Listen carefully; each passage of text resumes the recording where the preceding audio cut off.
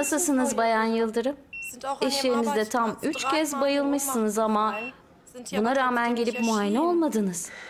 Ben iyiyim. Son günlerde çok fazla çalıştım, kesin o yüzdendir. Ama sonuçlarınız çıkana kadar burada beklemeniz gerekecek. Doktorla görüşmeden kesinlikle hastaneden ayrılamazsınız. Peki.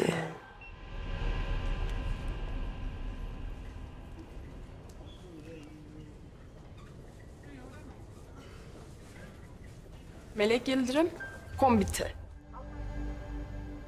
Melek Hanım, durumunuz maalesef çok ciddi. Kocam hep der burada insan nezle olsa bile hemen hastaneye yatırırlar diye. Öyleymiş vallahi. Ama insan kendini bilir değil mi? Tamam ya, ben son zamanlarda birkaç kere arka arkaya bayıldım ama doktor hanım, çift var diye çalışıyorum bu ara.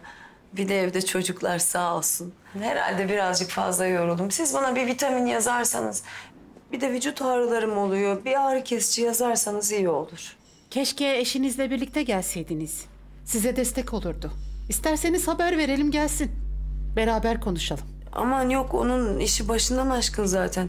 Hem konuşacak ne var ki? Melek Hanım, durumunuz basit bir yorgunluk değil. Meslektaşlarımla beraber durumunuzu değerlendirdik. Sizi bir an evvel hastaneye yatırarak çok yönlü bir tedaviye başlamamız gerekiyor. Doktor hanım, ne hastanesi, ne yatması, iş ne olacak?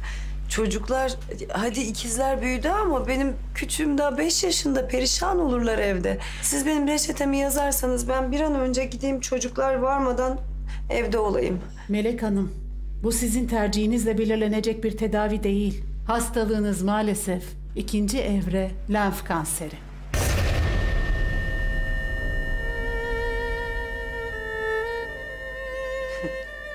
Kanser mi?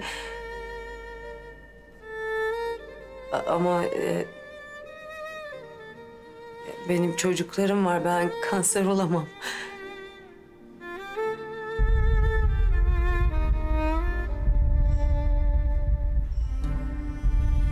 Neyse ki erken dönem yakaladık. Ancak lenf kanseri sinsi bir hastalık. O yüzden bir an evvel tedaviye başlamamız gerekiyor. Zor bir süreç sizi bekliyor. Ailenizle mutlaka konuşun. Bu süreçte onların desteğine ihtiyacınız olacak. Söylediklerimi kabullenmek zor, biliyorum, ancak hızla ilerleyen bir tür olduğu için hayatınız tehlikeye girer.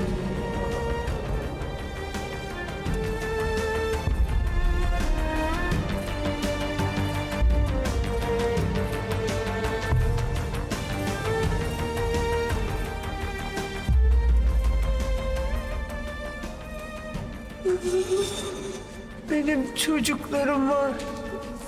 Küçücük oğlum var. O daha ana kuzusu. O daha ana kuzusu.